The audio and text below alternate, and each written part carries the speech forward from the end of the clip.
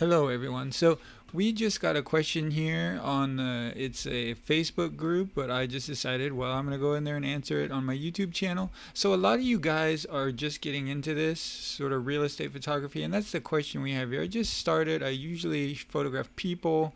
I'm not sure what ISO to use, my f-stop, my whatever. I'm not sure how to hold the camera. I'm not sure how to do anything.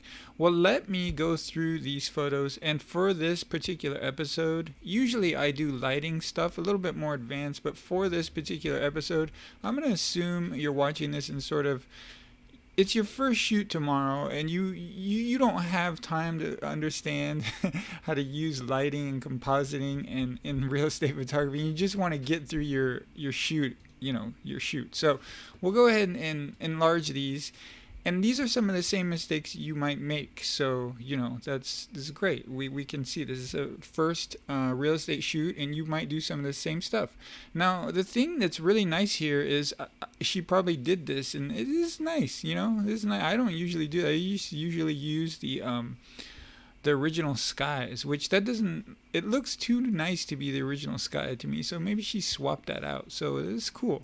But now, when you're using a wide angle lens, what happens is, if you guys should get good at sort of reverse engineering these photos, and that'll just help everything. Once you understand things, you're going to understand how to not make the mistakes yourself, right?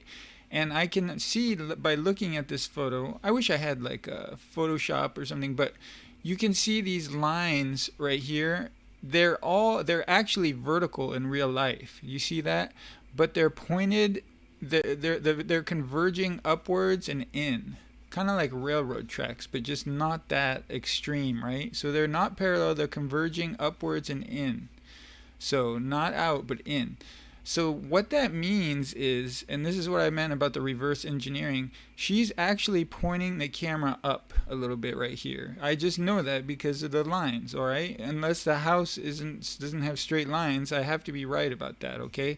So she's pointing the camera a little bit up, and let's talk about how to solve that problem, okay? And we'll talk about the solution, but we're also going to talk about another problem here, and it's that she's using a very wide angle lens. And oops, I hope my mic is still working, and it sort of fell over there.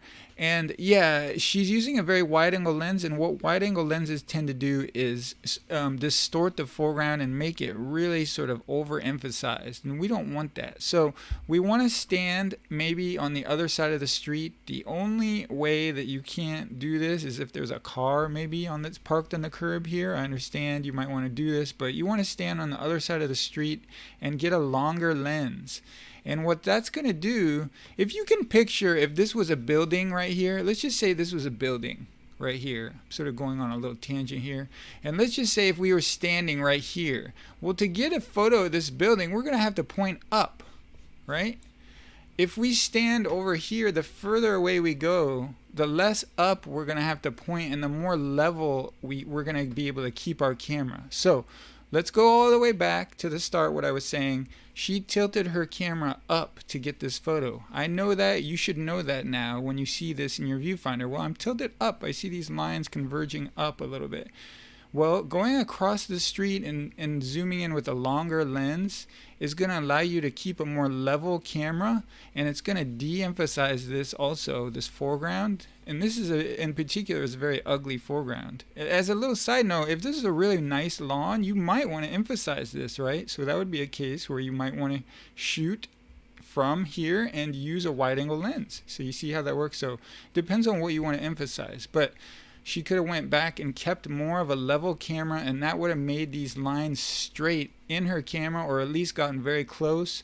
And then in Lightroom, if you're just getting into this, there's just a little button, and this happens to be a 1-point perspective, which just means that you're pointed straight at the, kind of perpendicularly, I guess. You're pointed straight at your sensor is sort of parallel to this wall right here, or this, whatever you call it, this house.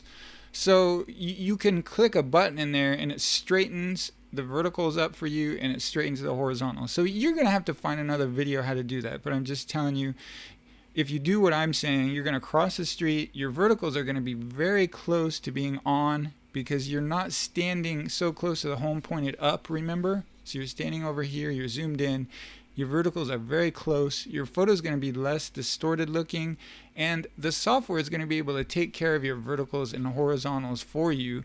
And that's because mostly when you're just a little bit off, it does a really good job. I feel like when you're more off, not only does the photo tend to look more distorted when you correct the vertical lines, you know, it just everything helps when you get it better in camera. So, and I will have to rewind a little bit here and just say it's very important for you guys just getting into this that these vertical lines that are actually vertical in real life are actually vertical in your photo. And once again, if we do that, we need to be keeping our camera level to do that. And you also want these horizontal lines to be horizontal in this case, because we're pointed straight at the building. So you see, there's a lot to cover in architectural photography, and I know it can get confusing fast, but I might jump over to my courses and you know, I slow down and we go really slow, where you know, I spoon feed you on my courses. So petchephoto.com and the Quit Your Job course would really be for you. That would be the first one I have in the series. It assumes you don't even know anything about a camera, okay? But let's go over to the next photo. Now let me re-explain this. So these in real life, these lines are vertical, right? They're vertical straight up and down. So we want those vertical in our photo. Otherwise the house sort of looks like it's tilting over. Okay, it looks like it's tilted this way. So once again, another way to do this would be to back up a little bit, although I don't mind this one as much. But remember, when you back up a little bit and you sort of zoom in, this stuff gets de-emphasized. So you don't want to emphasize this stuff. And yeah, so you want to hold your camera level to where these are almost vertical, all these lines, and you're probably going to be a little bit off, because it'll help you if you have a little grid in your viewfinder, and then you're probably going to be a little bit off, and then you're going to have to find a video on how to just auto correct those vertical lines. Now in this case, this is not a one-point composition, so we do not need to correct the horizontals here like we did in the last photo, only the verticals. So it's nice actually. When it comes right down to it, a little lesson for you guys is when you do 1 points, you have 2 jobs to do for your verticals and you have horizontals. When you do 2 points like this, I guess you could call them, anything that's not a 1 point, 1 point is when you're pointed straight at the structure like we were talking about before. Well, your job gets cut in half when you shoot these, right? So you might want to favor that for real estate photography, all other things being equal, all right, if that makes any sense. Okay, so yeah, same thing here. You get those vertical lines and maybe get a little bit further back, although I understand you're trying not to include this stuff, but once again, the wide angle lenses will emphasize this. Okay, so it looks like this one was a little bit done a little bit better. She might have had a little bit longer focal length on this one. Let's see the next one. Now it's the same problem, right? Now remember, these are vertical lines in real life, so we have to make them vertical in the camera. So you're getting in your first job, you're not really knowing what's going on. You're gonna pull up that grid in your viewfinder, and you're gonna hold your camera to where, you know, one way to put it is that the bottom of the camera is level with the ground, right? Now, can you look at this photo and try and learn really quick what we were talking about in that first photo and guess which way her camera's pointed just by looking at the lines in the photo? And which way are they converging? The lines, the vertical lines are converging which way? And so they're converging down, right? So these lines now are the opposite. They're converging down. You can see these lines that should be vertical are railroading, tracking down. So that means she's pointed down. You might have been able to guess she's pointed down just by looking at the photo, but I want you to guess we're using it a sort of technically correct way, and that'll help you. All right, so she's pointed down, and she needs, if she's going to do that, she needs to fix that in her post-processing. But I think a better way to do it is what I'm saying, is keep your camera more level.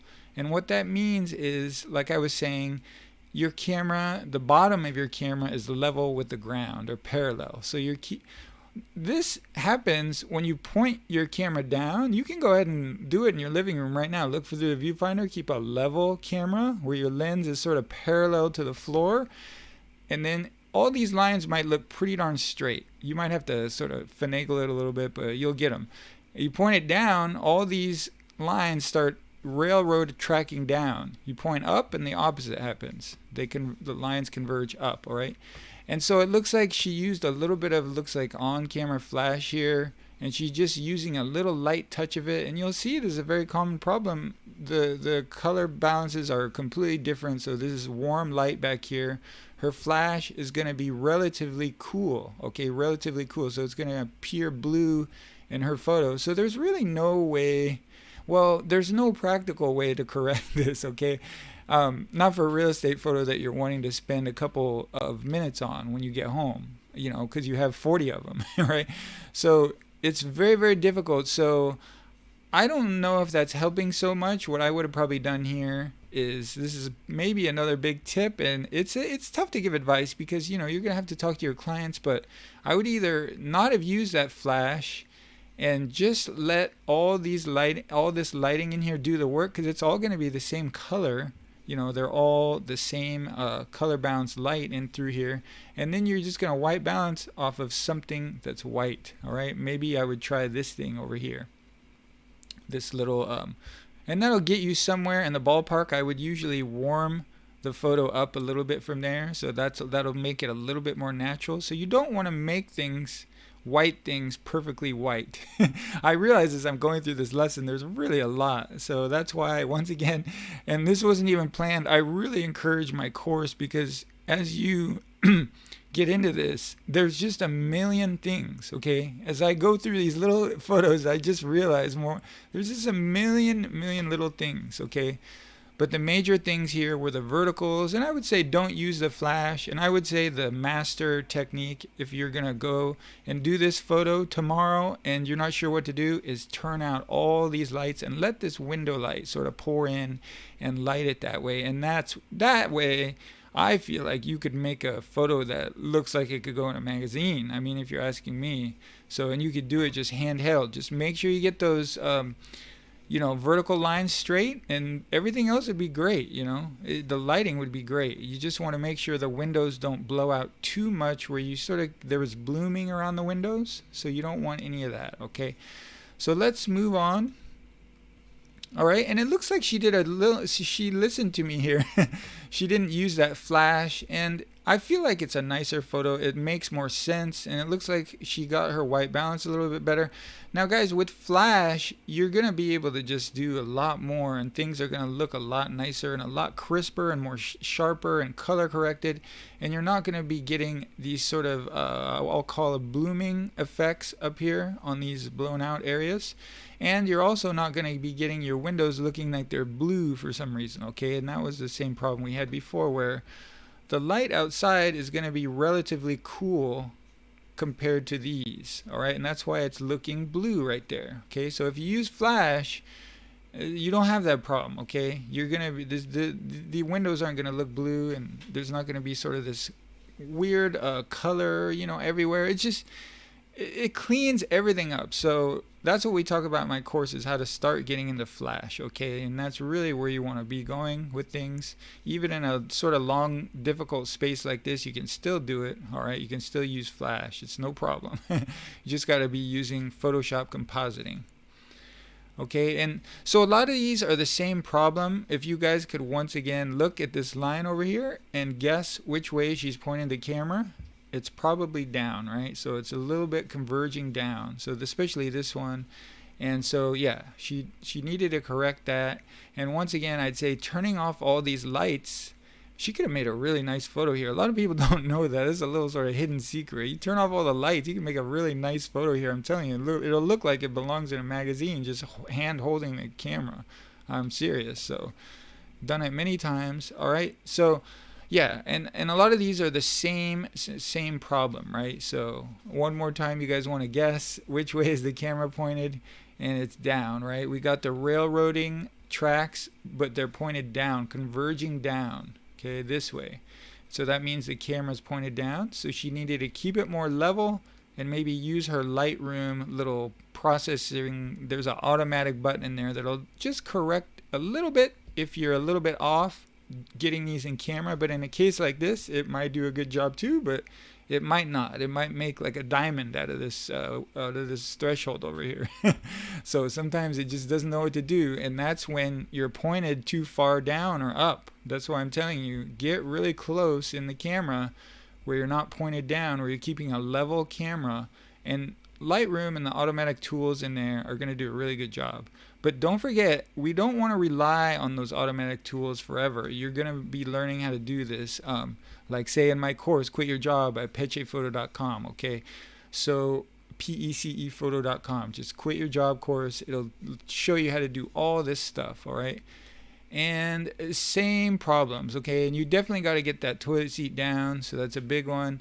And don't forget, if you ever have a photo like this, you want to sort of start off, and the line in the center has to be straight up and down, and then you're going to sort of adjust the verticals from there. But in this case, hopefully her little Lightroom click button will do it, all right, if she had to do this right now herself.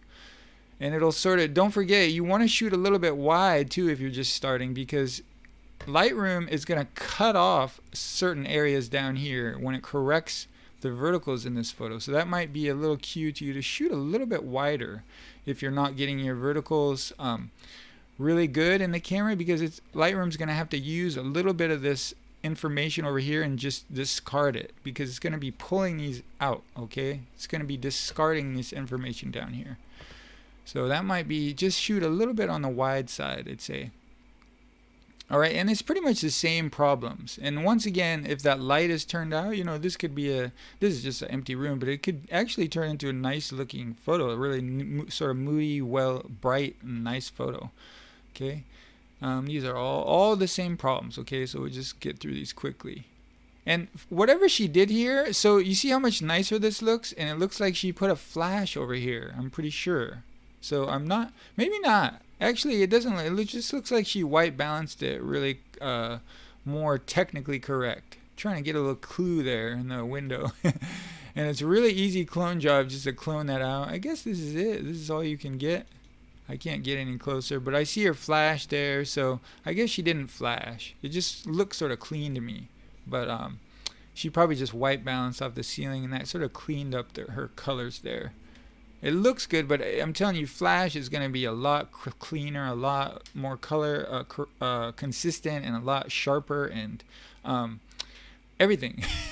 I mean, you cannot beat it. This is why people, use lights. Like when you see a Hollywood movie, this is why you can't duplicate it without light. You can't. You think you can? Oh, I can do it in Lightroom. No, you can't. Okay, you can't do that. It doesn't work. It would be like trying to take like a Victoria's Secret model and say, well, I'm going to transform my face and my body into that, because I want to look like that. Well, it wouldn't really work like that. Okay, you got to have the sort of source material there from the beginning, and that's what flash does for you. This is nice. Now, what is this, a 1 point or a 2 point, right? Do you remember from the start? Is this a 1? Are we shooting straight onto something, or are we shooting at an angle? So this is a 1 point, right? And so we need to get both the verticals and the horizontals here. And once again, Lightroom might do a good job of that for you. It looks like she did a better job here. I'm just not crazy about this and the way this is popping up here, but I think she's on the right track here. She's showing this. If I wanted to do this, I would probably just move this table and this thing out of the way, or I would include it more. I actually think including it more in the foreground, like the table and that would be nicer. She could maybe move it off to the side or whatever she wanted. All right. But this is nice. I like the way she's thinking right here. I like sort of where she's going with this. This is what people don't even know it. You might talk to a 10-year real estate photography professional and they'll say, why you shoot this? Don't listen to them, okay? These photos like this, developing your skill with photos like this, sort of tighter photos, is very important. And then they're very important in Instagram and sort of selling the house, getting people emotionally involved with these spaces. Okay, and a lot of these are sort of similar, and so I'll just click through here. Now, this is nice. This is nice. I like this. Now, it looks like, I'm trying to think. I guess she just shot at it almost looks, Well, I'm not gonna guess, but it almost looks tilt shift like, but I guess not. She got on something with a what do you call it, a more wide open f-stop, and she sort of maybe she might have done this in post. I don't know, because it looks strange to me. This is more, and anyway, I'm gonna just I like that she's thinking about this stuff. I'm not really so crazy about this actually, and of course things are off still, but things, vertical lines don't necessarily have to be on when you have a photo like this, but I like that she's doing this. I really do. I think that's great. All right, and yeah, we're gonna, this one looks really sort of I don't know, it looks like, yeah, all right. I just think a lot of the same points are applying to a lot of these. Okay, so I didn't know there were so many. I didn't really pre-plan that. All right, so let me just let me see, let me just jump over, I don't know what, oh, there we go. PechePhoto.com. That's not me. PechePhoto. Here it is. So PechePhoto. Here. No. Can't even find my own website. All right. Let me get up there. You can go to PECE Photo. I've recently changed to not use Google Chrome anymore. And you really, I mean Google anymore, and you really pay for that. So this is my website, and you can see this is the home page here. Yeah, I have a bunch of tutorials, and for those of you who are just getting started, this quit your job tutorial, we were going to talk about verticals in here. We're going to talk about the horizontals, the 1 points. We're even going to talk about the camera. All right, the camera, lighting. That's really where I think you need to be going. So it's a lighting course. So if you don't want to be doing lighting, this is probably not for you, okay? But it's a lighting course, and the main sort of theory behind the course is you're carrying the least amount of equipment. Most people pull up to a house with a truck full of lighting equipment, right? Like light stands. This is what I go into houses with right here. You know, that's it. And I'm able to light photos like you see in my portfolio. Everything in my portfolio is shot with this stuff right here. So you're getting the least cumbersome amount of equipment for the homeowners and yourself and your client, the real estate agent, and you're able to produce photos that look, you know, outstanding. All right, and so you can read through that, PechePhoto.com. Here's some examples of, you know, stuff I've lit with that just very minimal equipment, right? Just very minimal. Here's a shot. This is very similar to her shot. It's funny. I ended up including a little bit more on this front table.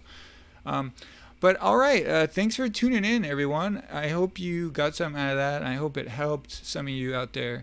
My name's Andrew, and jump over, check out my courses. Let me know if you have any questions, and I will see you for the next video here. Hope your new year went great.